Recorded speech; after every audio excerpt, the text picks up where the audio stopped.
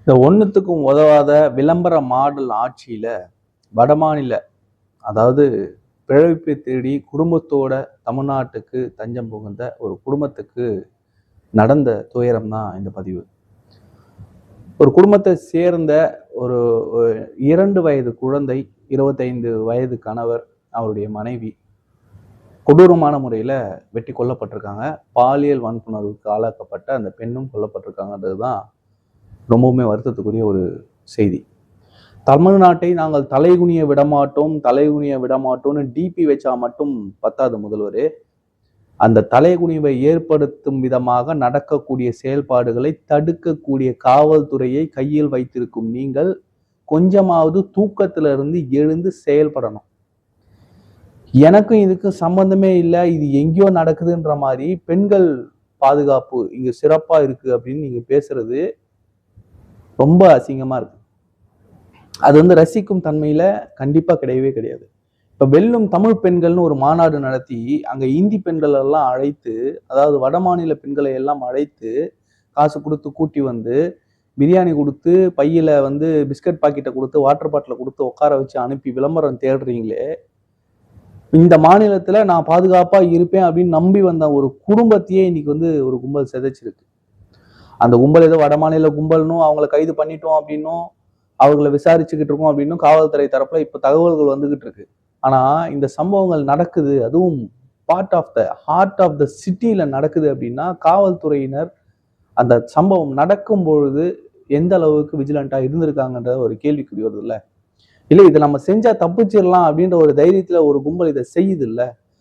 அவனுக்கு மனசுல ஒரு ஒரு விதமான ஒரு தைரியம், இதெல்லாம் ஒண்ணும் இல்லப்பா காவல்துறை கிட்ட அப்படின்ற மாதிரி ஒரு ஒரு பயமில்லாத ஒரு தன்மை உருவாயிருக்குல்ல. அதுக்கு காரணம் நீங்க தானே. மனித தன்மையற்ற முறையில ஒரு 2 வயது குழந்தைய ஒருத்தன் கொல்றான் அப்படின்னா அவனுக்கு அந்த மனசுல அந்த மனித தன்மையை போக வச்சது அந்த போதை. நம்ம எல்லாருக்குமே தெரியும், கஞ்சா, இந்த டாஸ்மாக்ல கிடைக்கக்கூடிய மது, இதெல்லாம் தாண்டி பல கெமிக்கல் சப்ஸ்டன்ஸ் இங்க வந்துருச்சு. அந்த போதைப் பொருள்லாம் ரொம்ப எளிமையா நடமாடுது. முக்கியமா வட மாநிலத்திலிருந்து வரக்கூடியவர்கள் அதை அதிகபடியா பயன்படுத்துறாங்க. இன்னைக்கு பாதுகாப்பு அப்படின்றது சாலையில நடக்கிறதுக்கே பயமான ஒரு சூழல் இருக்கு. இவ்வளவு பிரச்சனைகள் இங்க இருக்கும் பொழுது எதுவுமே இல்லை, இங்க எந்த கொம்பனும் குறை சொல்ல முடியாத ஆட்சி இருக்கு நீங்க சொல்லிக்கிட்டு இன்னும் உங்களை நம்பிக்கிட்டு இந்த மக்கள்கிட்ட நீங்க பாசாங்கு காட்டிக்கிட்டு இருந்தீங்கன்னா நீங்கள் அகற்றப்படுவீர்கள். கண்டிப்பாக இது திராவிட முன்னேற்ற கழகத்தின் இத்தனை ஆண்டு கால ஆட்சிகள்ல ஒரு கரும்புள்ளியா ஒரு இருண்ட பக்கமா தான் வரலாறுகள் பதியும். முக்கியமா இந்த சம்பவம் நடக்குது, இந்த சம்பவத்துக்கு பின்னாடி காவல்துறையினுடைய அந்த மெத்தன போக்கு இருக்கு அப்படின்றதுதான் பரவலா வைக்கக்கூடிய குற்றச்சாட்டு. ஏன் இப்படி வைக்கிறாங்க? ஏங்க எல்லா இடத்துலயும் எல்லா வீடுகளுக்குமா காவல்துறையை போட முடியுமா அப்படின்னு கேட்டீங்கன்னா அப்படி இல்ல. காவல்துறைக்கு ஒரு தலைமையே இன்னும் போடாம இருக்கீங்களே, அதுதானே பிரச்சனை. உங்கள் துறை தானே. சட்டமன்றத்துல ஒரு ஒரு ஆண்டும் ஒரு ஒரு கூட்டத்தொடர் கூடும் போதும் என்னுடைய துறை சிறப்பா இருக்கு, காவல்துறை சிறப்பா இருக்கு அப்படின்னு சொல்லி பெருமை பேசிக்கிட்டு இருக்கீங்கல்ல. அந்த காவல்துறைக்கு டிஜிபியை நியமிச்சு கிட்டத்தட்ட 6 மாசத்துக்கு மேல ஆகுது.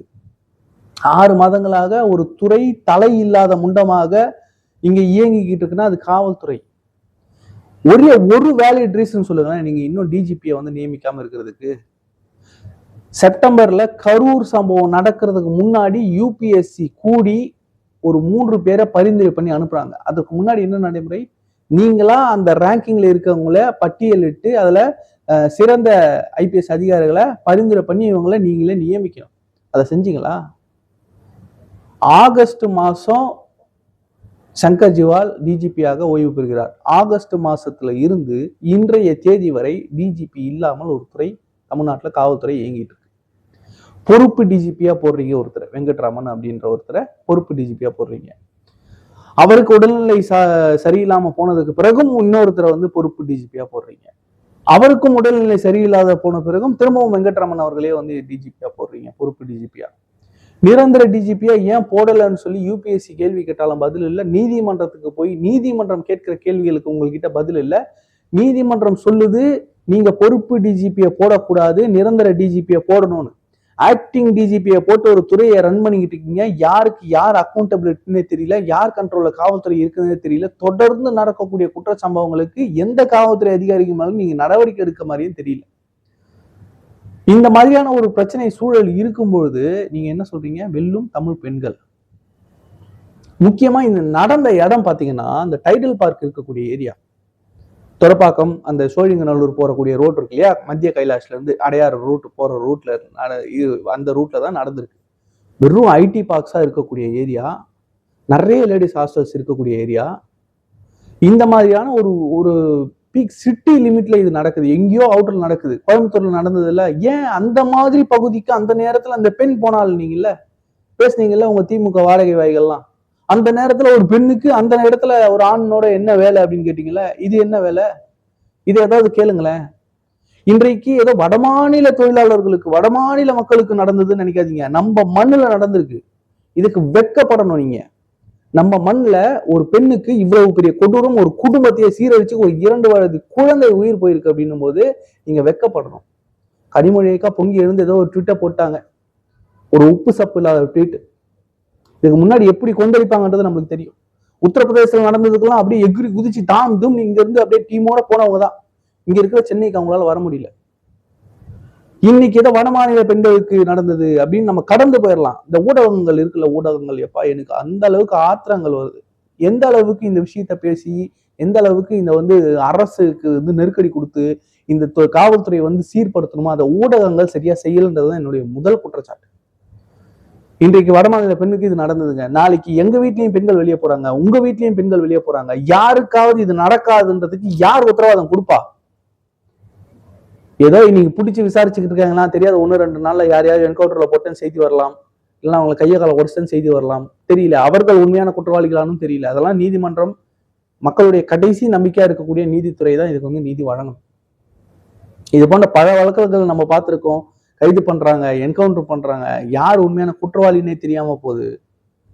இது எப்படி தடுக்கிறது? அந்த குற்றம் செஞ்சவன் அவன் தண்டிக்கப்படுறானா இல்லையான்றதெல்லாம் அப்புறம். ஆனா அவன் தைரியமா நம்ம மாட்டுல பாத்தியா நம்ம தெளிவா பண்ணியிருக்கோம், அடுத்த குற்றம் செய்யலாம் அப்படின்ற தைரியத்தை கொடுக்கக்கூடிய ஒரு விஷயத்தை தான் இன்னைக்கு காவல்துறை பண்ணிக்கிட்டு இருக்கு.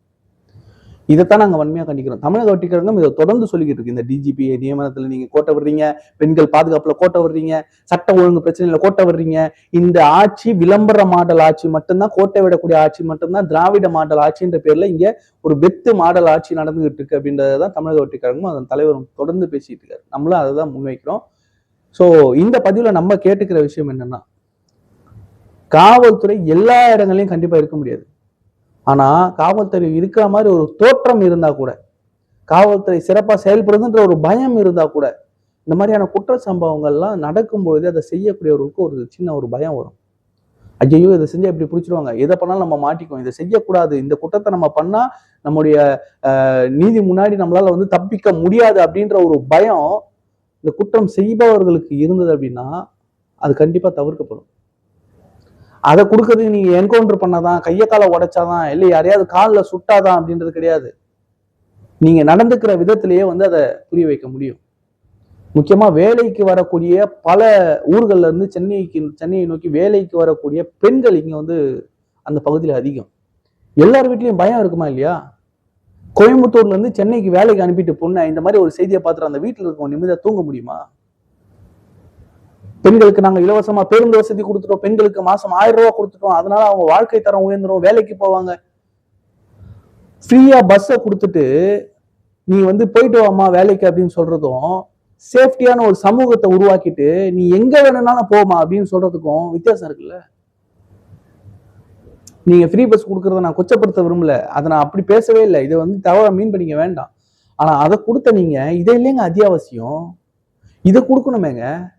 எப்படி பெண்கள் தைரியமாக அடுத்த மாவட்டங்களுக்கோ இல்ல வீட்டை விட்டு வெளியே வர்றதுக்கே இன்னைக்கு எந்த அளவுக்கு அச்சத்துல இருக்காங்க தெரியுங்களா பெண்கள்லாம். ஆனா இந்த ஆட்சி பெண்களுக்கான ஆட்சி, பெண்கள் வாக்கு மட்டும் வேணும், தமிழ் வெல்லும் தமிழ் பெண்கள்னு மாநாடு போட்டு வடமாநில பெண்களா காசு கொடுத்து டிஷர்ட்டு ஜீன்ஸ் எல்லாம் வாங்கி கொடுத்து, பையில பிரியாணி கொடுத்து, water bottle juice bottle biscuit packet கொடுத்து கூட்டி உட்கார வச்சு திரும்ப போகும்போது பட்டுவாடா கொடுத்து, அவங்களுக்கு நேரத்துக்கு அந்த பிரியாணியை கூட நேரத்துக்கு கொடுக்காம பட்னி போட்டு இவங்களை இப்படி வாட்டி வதைக்க உங்க அரசியலுக்கு பயன்படுத்துறீங்களே, உங்களுக்கு எல்லாம் கொஞ்சமாவது மனசாட்சி இருக்கா? கலைஞர் அவர்கள் சொன்னார்னு சொல்லுவாங்க, காவல்துறைக்கு ஈரல் அழுகி விட்டதுன்னு. இங்க ஈரல், குடல், கிட்னி, ஆட்டு, மூளை, கண்ணு எல்லாமே, மனசாட்சி உட்பட எல்லாமே அழுகி போயிடுச்சான்ற ஒரு கேள்வி நம்ம முன்வைக்க வேண்டியிருக்கு. இது முதல் சம்பவம் இல்லை, தொடர்ந்து நடந்துகிட்டு இருக்கு. இந்த போதை கலாச்சாரம் மனித தன்மையை இங்க வந்து பிடுங்கிக்கிட்டு இருக்கு. அதை எப்ப நம்ம தடுக்க போறோம், அதுக்கான ஒரு சின்ன ஸ்டெப்ஸ் எடுத்தீங்களான்னு கூட தெரியல. இந்த பதிவை பத்தின உங்களுடைய கருத்துக்களை கமெண்ட்ல சொல்லுங்க. நன்றி. நான் வேலுடன் கேஆர்.